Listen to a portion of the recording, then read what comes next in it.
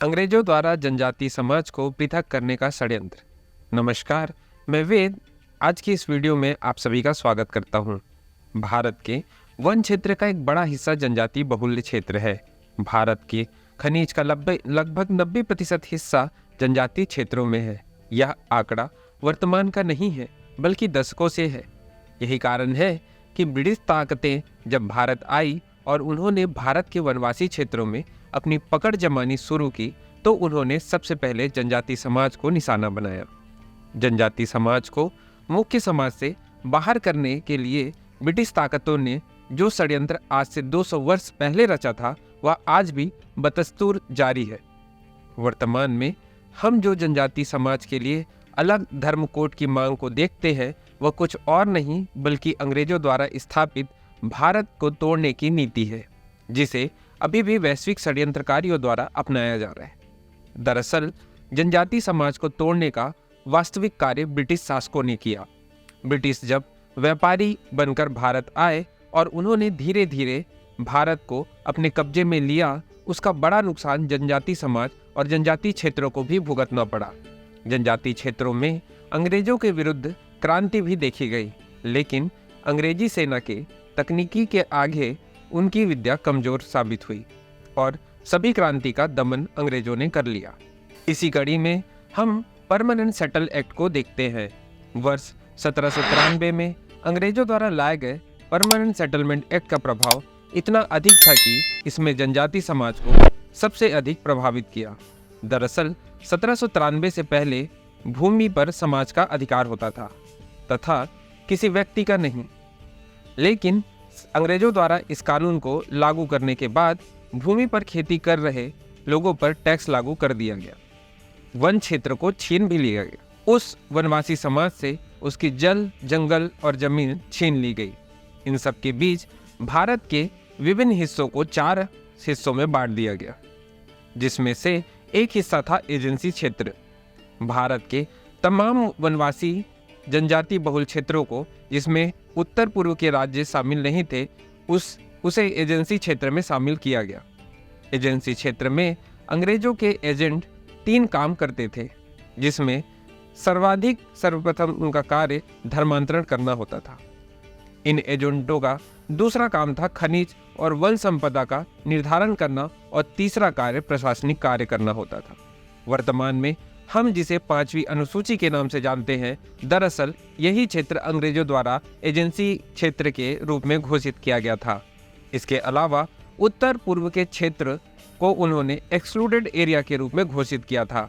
इन वनवासी बहुल इन क्षेत्रों में चर्च के पादरी को अधिक नियंत्रण दिया गया था और धर्मांतरण को सरकारी स्तर पर बढ़ावा दिया जा रहा था। इन स्तरों पर कार्य करने के बाद ब्रिटिशर्स को लगा कि भारत के जो वनवासी या जनजाति समाज के नागरिक है वह बेहद ही लड़ाकू है और इसका उदाहरण भी उन्हें लगातार देखने को मिल रहा था। अंग्रेजों के विरुद्ध सबसे पहला विद्रोह 1772 में लक्ष्मण नायक ने किया था। स्थिति ऐसी बन चुकी थी कि अंग्रेजों को भी यह लगने लगा था कि उन्हें शासन करने में सबसे बड़ी समस्या जनजाति क्षेत्रों में आ रही थी। इसी समस्या का निवारण करने के लिए उन्होंने जनजाति क्षेत्रों में कितने लोग रहते हैं इसका सर्वे करने की योजना बनाई। इसके बाद भारत की सबसे पहली जनगणना सामने आई। 1857 की क्रांति के दौरान जनजाति बहुल क्षेत्रों में ब्रिटिश सत्ता को बड़े विरोध का सामना करना पड़ा और वनवासी बंधुओं ने जमकर अंग्रेजों का विरोध किया। वनवासियों की वीरता देखकर अंग्रेजों को यह समझ नहीं आ रहा था कि भारत में आकर जनजाति समुदाय के कितने लोग रहते हैं और वास्तव में उनकी संख्या कितनी है। अंततः अंग्रेजों ने 1871 में पहला राष्ट्रीय सेंसस किया ताकि उन्हें पता चल सके कि भारत में कितने जनजाति समाज के नागरिक हैं। पहले अंग्रेजों ने वनवासियों को ट्राइब शब्द के साथ संबोधित किया और इसके बाद वर्ष 1891 की जनगणना में सबसे पहले एक फॉरेस्ट ट्राइब नामक समाज का उल्लेख किया गया। अंग्रेजों ने जब भारत के उत्तर से दक्षिण तक जनजाति समाज के भीतर एक एकता को देखा तो उन्होंने इस समाज को मुख्य धारा से अलग करने के लिए एक योजना बनाना आवश्यक समझा। अंग्रेजों का सोचना था कि जनजाति समाज के क्षेत्रों और उनके लोगों और अधिक से अधिक विभाजन करना अत्यंत आवश्यक है। छोटी छोटी इकाइयों में जनजाति समाज की पहचान को विभाजित करने की योजना से अंग्रेजों ने सबसे पहले वनवासी समाज की पहचान बदलने की कोशिश की। वर्ष 1901 की जनगणना में जनजाति समाज को पहली बार हिंदू समुदाय से अंग्रेजों ने अलग रखा। इस दौरान अंग्रेजों ने जनजाति समाज को एनिमिस्ट कहा। इसका अर्थ होता है भूत प्रेत को पूजने वाले। अंग्रेजों ने इस षड्यंत्र को इसलिए अंजाम दिया ताकि जनजाति समाज का आसानी से धर्मांतरण किया जा सके।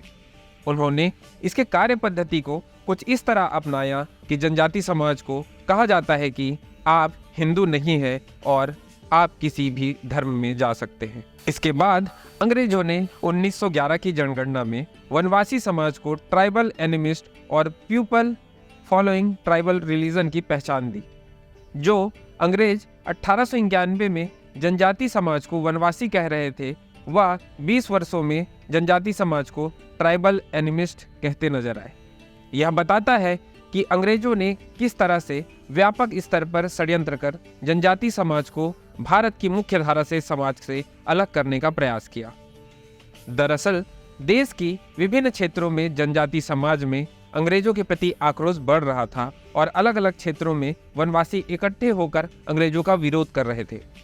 अंग्रेजों को यह डर था कि पूरे देश में वनवासी समाज इकट्ठा होकर विद्रोह करेंगे तो उन्हें सत्ता गंवानी पड़ सकती है।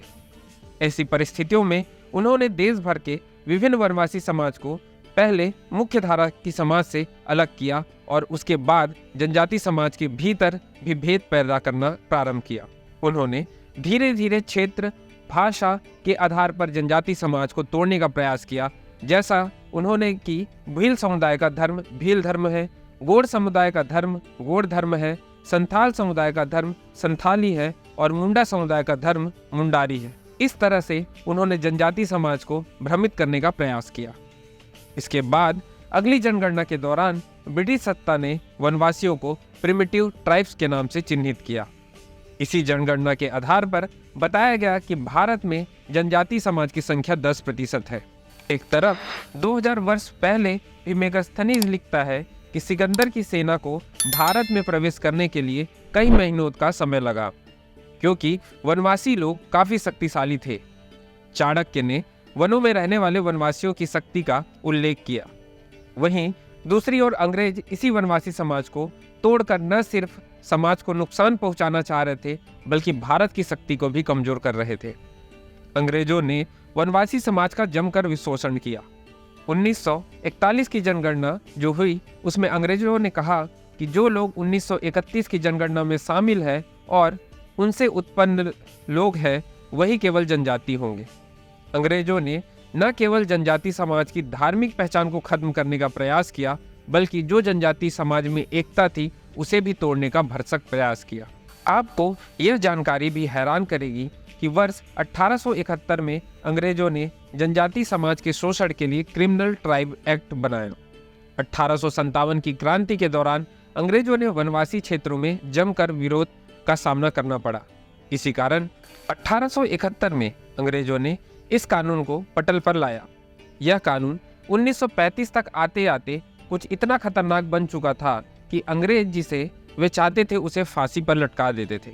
जो लोग ऐसे समीक्षा करते हैं अंग्रेजी सत्ता ने वनवासी समाज के हितों के लिए कार्य किया, उन्हें समझना चाहिए कि अंग्रेजों ने जो एक्सक्लूडेड एरिया घोषित किया हुआ था वह जनजाति समाज के हितों के लिए नहीं, बल्कि वह इसलिए किया गया था ताकि अंग्रेजों वहां से अपनी मनमर्जी से शासन कर सके और जनजाति समाज का धर्मांतरण कर सके। साथ ही इन क्षेत्रों में दबे हुए खनिज संपदा को भी लूटने के लिए अंग्रेजों ने इन नीतियों का उपयोग किया। इतना ही नहीं, जब भारत में विभाजन की बात आई तब तत्कालीन ब्रिटिश प्रधानमंत्री चर्चिल स्पष्ट रूप से यह चाहते थे कि भारत के वनवासी क्षेत्रों को भारत को न सौंपा जाए। वह भारत को 3 टुकड़ों में बांटना चाहते थे। इसके लिए उन्होंने क्राउन कॉलोनी के नाम से एक षड्यंत्र की योजना भी की थी। अंग्रेजों ने प्रिंसली और प्रेसिडेंसी क्षेत्रों को स्वतंत्र कर दिया था, लेकिन वह वनवासी क्षेत्रों को अपने अधीन रखना चाहते थे। अंग्रेजों ने हैदराबाद के निजाम के साथ मिलकर ऐसा ही एक षड्यंत्र किया था, जिसमें उड़ीसा, मध्य प्रदेश, झारखंड महाराष्ट्र और गुजरात को लेकर एक ऐसा देश बनाया जाए जहां पर केवल जनजाति समाज के लोग निवास करते हैं और वह ब्रिटिश सत्ता के अंतर्गत हो। अंग्रेजों की नीतियों का पालन करते हुए आज़ादी के बाद वनवासी क्षेत्रों में लगातार शोषण और दमन जारी रहा। वर्तमान में जिस तरह से जनजाति समाज को मूल हिंदू समाज से तोड़ने का प्रयास किया जा रहा है, यह सब कुछ अंग्रेजों के षड्यंत्र का ही एक व्यापक हिस्सा है। आज का हमारा वीडियो आपको कैसा लगा हमें कमेंट बॉक्स में जरूर बताएं। मिलते हैं अगले वीडियो में, तब तक के लिए नमस्कार।